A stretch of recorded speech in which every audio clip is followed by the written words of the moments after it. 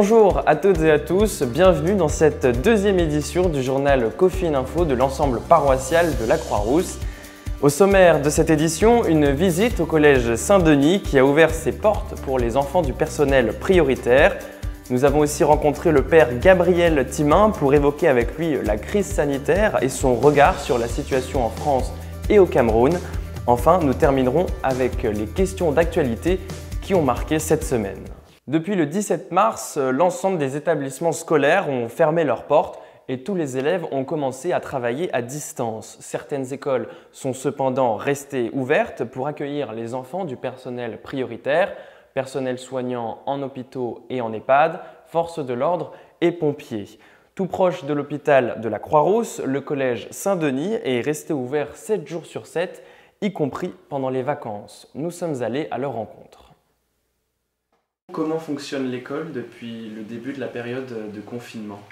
Alors, dans un tout premier temps, nous on a annoncé aux parents du coup qu'on exerçait dès le vendredi qui a précédé le confinement réel, c'est-à-dire du 16 mars. On a informé tous les parents de l'organisation que nous allions mettre en place à Saint-Denis. La continuité pédagogique, donc avec les enseignants qui, de chez eux, allaient poursuivre les enseignements auprès des enfants, et l'accueil des enfants de personnel soignant. Avec du coup une rotation d'enseignants qui, plutôt que de rester chez eux pour la mise en œuvre de la continuité pédagogique, sont dans l'établissement pour suivre cette continuité pédagogique, mais en étant en surveillance des élèves qui sont présents. Donc des collégiens, des écoliers de l'école élémentaire et des petits maternels. Quand ils sont en période de classe, ils travaillent. On exerce aussi plus de latitude sur le fait qu'ils puissent sortir et profiter de la cour parce que certains enfants vivent en immeuble et n'ont pas la chance d'avoir un jardin. On est ouvert en fait 7 jours sur 7 depuis le 16 mars. Nous avons ouvert pendant les vacances également aux établissements du secteur, c'est-à-dire du secteur de la Croix-Rousse, le collège de la Tourette, le collège Saint-Exupéry et puis le collège Clément-Marot. Donc c'était très intéressant. Parce que du coup, il n'y avait plus seulement les enseignants de Saint-Denis, mais on a fait chaque jour venir un enseignant des établissements publics. Est-ce que vous arrivez à faire respecter les gestes barrières et les consignes de sécurité? Alors, on fait tout pour être très sincère. La grosse difficulté, elle est clairement sur les maternelles, puisque l'objectif des classes maternelles, c'est de manipuler, de socialiser, et là, on est dans une contre-contrainte et une contre-consigne qui est au contraire on désocialise puisqu'on confine et surtout on ne manipule pas, on ne touche pas les autres. Donc c'est une vraie difficulté. On oblige les élèves dès qu'ils arrivent à se laver les mains. Après sur les gestes barrières, sur le fait d'éternuer dans son coude, de tousser dans son coude, des choses comme ça, on est très exigeant bien sûr, bien sûr. Quelles sont vos activités en période scolaire à l'école ici? Alors, en période scolaire, on s'occupe des enfants qui ont du travail. Que chaque jour le travail est donné par chaque enseignant sur École Directe. Pendant les vacances, là c'est plus des petites activités de jeu, des activités un peu sportives. On a mis en place tout un système de petits parcours sportifs dans le gymnase en bas. Et puis on essaie de profiter au maximum du beau temps qu'on a quand même. Et puis des jeux de société aussi, parce qu'il y a des jours où il pleut. Et c'est vrai que du coup on avait apporté quelques jeux, des jeux de cartes. Et qu'est-ce que ça vous apprend donc sur votre métier? Je pense que ça nous apprend à nous adapter parce que c'est des choses, on n'a pas l'habitude de travailler à distance avec nos élèves. Ce que ça m'a apporté, en fait, le rapport aussi avec les parents. Je trouve que c'est quelque chose qui... C'est pas le même rapport que quand on les a en classe. Là, on a dû les appeler à peu près une fois par semaine pour prendre des nouvelles des enfants. Oui, il y a une proximité différente.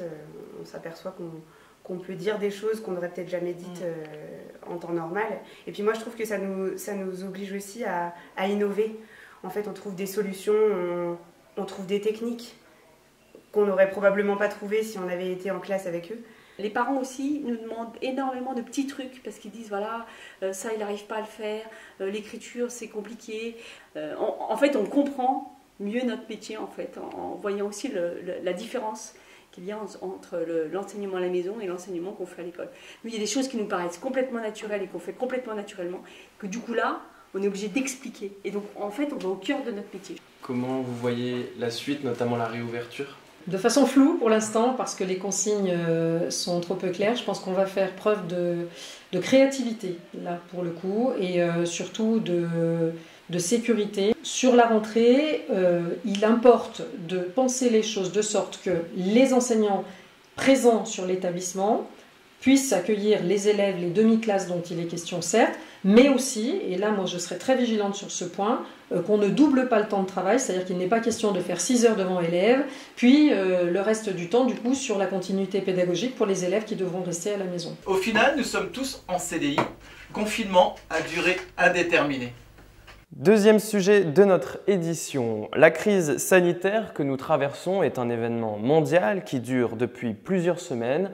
Dans notre ensemble paroissial, nous avons interrogé le père Gabriel Thimin qui nous livre à la fois sa vision du confinement et comment il vit à distance ce qu'il se passe au Cameroun. Bonjour père Gabriel. Bonjour Victor. Alors, comment concrètement vous vivez le confinement en France? Dans un premier temps, j'ai appris qu'il y avait un virus qui circulait en Chine.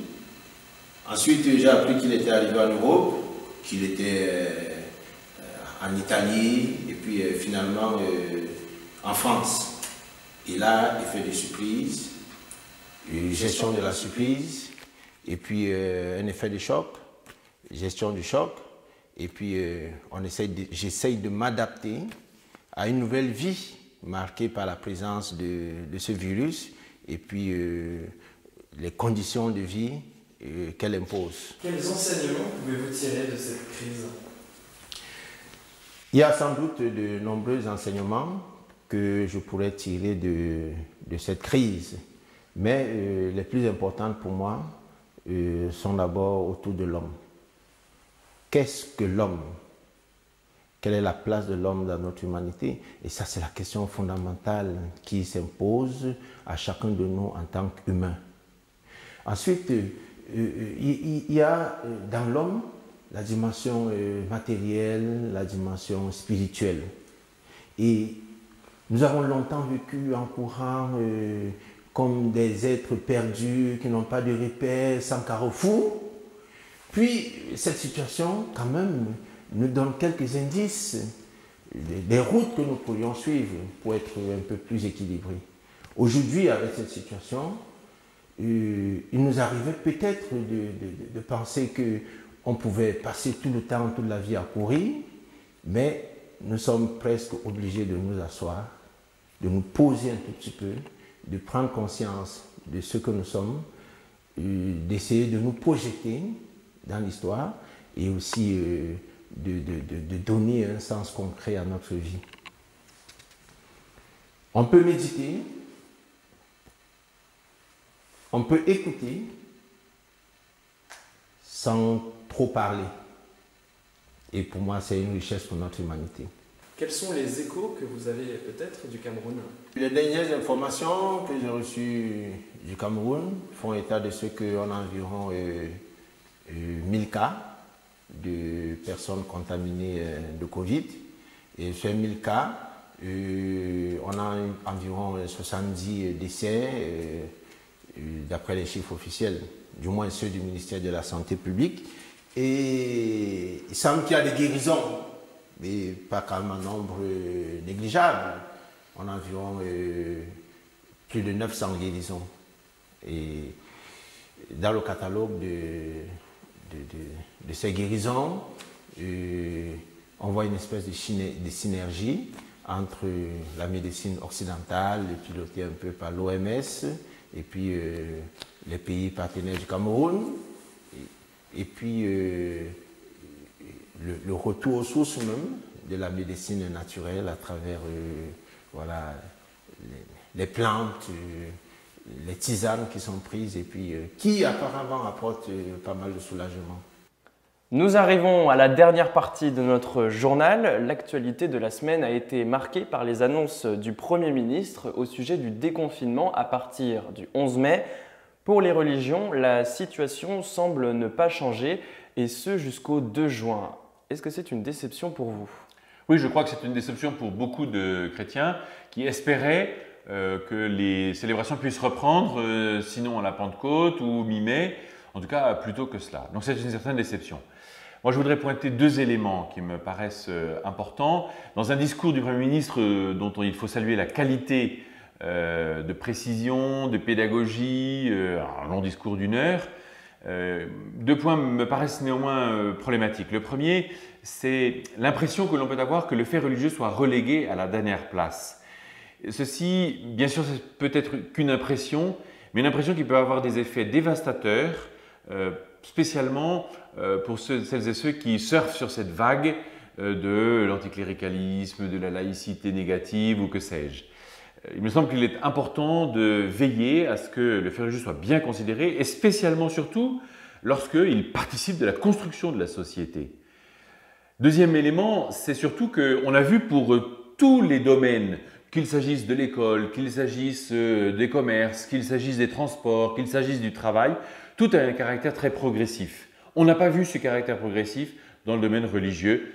Cela me semble un peu injuste. Néanmoins, les faits sont là et donc il nous faut avancer. Eh bien, si les négociations en cours ne permettent pas de célébrer la messe pour la Pentecôte, eh bien, ce sera le dimanche d'après. Nous venons de vivre 7 ou 8 dimanches de confinement. 1 ou 2 de plus, c'est peut-être une douleur supplémentaire, mais qu'est-ce peut-être au risque qu'une deuxième vague épidémique survienne? En tout cas, je ne voudrais pas que nos paroisses soient la cause principale ou participent de cette deuxième vague pandémique qui prolongerait encore davantage le confinement. Donc concrètement, que va-t-il se passer à partir du 11 mai? À partir du 11 mai, on peut dire qu'un certain travail va pouvoir recommencer dans les maisons. Dans le sens où aucune réunion n'est possible, sinon c'est la moins de 10 personnes. Donc c'est la raison pour laquelle, pour l'instant, je pense que nos maisons vont rester fermées. Peut-être il y aura telle ou telle réunion. Celles et ceux qui reviennent travailler, ce sont les personnes qui travaillent habituellement de manière régulière dans cette maison, le secrétariat, les personnes chargées de la pastorale des jeunes, la comptabilité, le secrétariat général. Et encore de manière ponctuelle, de manière progressive, en veillant à ce qu'il n'y ait qu'une seule personne par bureau, que chacun puisse être équipé en gel hydroalcoolique et en masque. En fait, c'est une reprise progressive, lente, de sorte que eh bien, nous puissions préparer la suite de l'année. Alors, il y avait beaucoup de célébrations, notamment de sacrements, qui étaient prévus en cette période. Comment cela va-t-il se passer ? Alors c'est vrai que tout ce qui est prévu jusqu'au 2 juin n'aura en principe pas lieu, sauf deux choses, les funérailles, puisqu'il a toujours été possible de célébrer les funérailles, toujours limité à une vingtaine de personnes, dans une célébration un petit peu plus courte. La grande nouveauté, c'est que nous proposons maintenant de manière systématique pour les funérailles la transmission en direct sur une chaîne YouTube dédiée aux funérailles. Alors bien sûr, il nous faut nous organiser et pour tout le reste, c'est sûr que les premières communions n'auront pas lieu, les professions de foi n'auront pas lieu, les baptêmes des collégiens n'auront pas lieu, les mariages, beaucoup sont déjà reportés, ceux qui avaient lieu en avril. Petit à petit, chacun s'organise pour essayer de trouver la date qui convient. Pour nous, ce sera un peu différent. On va essayer de proposer d'autres choses, continuer sur cette vague humble et simple de créativité, avec peut-être telle ou telle émission en direct, en semaine, pas seulement la messe du dimanche, avec des choses déjà préparées et qui vont surgir, et puis peut-être aussi dans les églises des temps de prière qui seront organisées. Autant d'annonces que je ferai tout à l'heure à la fin de la messe. Nous arrivons au terme de cette deuxième édition du journal Coffin Info de l'ensemble paroissial de la Croix-Rousse. Merci à tous de l'avoir suivi.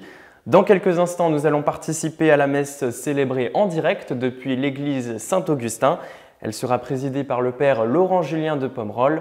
La prédication est assurée par le père Gabriel Thimin. Quant à moi, j'aurai le plaisir de vous retrouver dimanche prochain. D'ici là, bonne semaine et prenez soin de vous.